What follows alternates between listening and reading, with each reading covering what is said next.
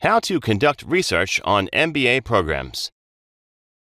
In this video, we would be covering the recommended resources that you must use, the common mistakes by the applicants, and the correct approach. Recommended resources.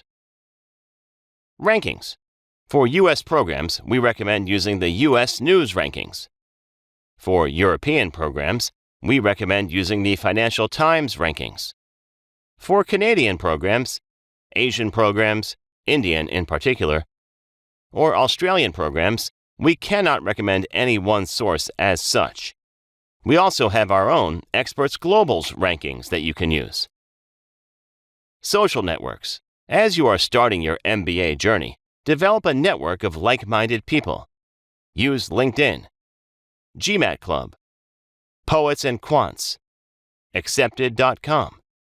Try to make on-campus visits to the schools you are interested in. Be a part of the MBA tours. Register yourself on QSMBA and visit these events. You will be able to meet the admission committee members of various schools on these events. Gradually build a network. However, please don't be overwhelmed. This can be a very exhausting and time-taking exercise. Do not lose focus. All of this is not the main course of the preparation. And of course, try to have a mentor who can guide you, or at least have a buddy. The most rich resource is always the school's websites. Go through the pedagogy of the schools, the program structure, concentrations offered, class profile, campus life, placement records, as per industry and domain that you are targeting, and try to understand the ecosystem of the school, that for what kind of careers is it really good. Student clubs, centers of excellence, events, etc. can indicate the disciplines that the school has a strong ecosystem for. Common mistakes by the applicants. Thinking that research is to impress rather than to learn, the most common mistake.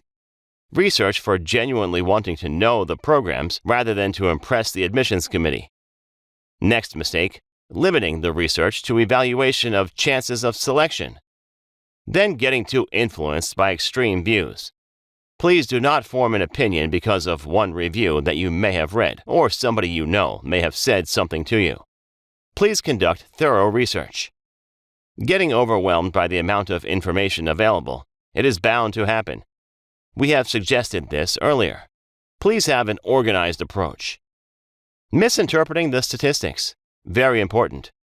Whatever statistics you see on the websites in terms of average GMAT, average years of experience, average salaries, all of that. Remember, the means, the medians that you see on the statistics given, apply to you when you have a median candidature. For example, if you are an Indian with an engineering background, the scenario may be very different for you, and the averages may not apply. The correct approach. Go through the school's websites thoroughly. Speak to a recent alumnus. The opinion of a current student may be limited, as he may be still studying, and his opinion is going to be a lot biased depending on whether he has got a good internship, a good job offer, stuff like that. Talk to a recent alumnus. Try meeting an AdCom member. MBA tours, campus visits are some options. Be genuinely interested in knowing the program. This is a main tip that we will give you. Do not conduct research to impress or to just know about your chances of selection.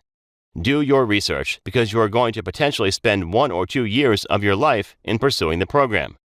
This may be the last degree for you, and it is bound to have a lasting impact on your career. Know what you are getting into.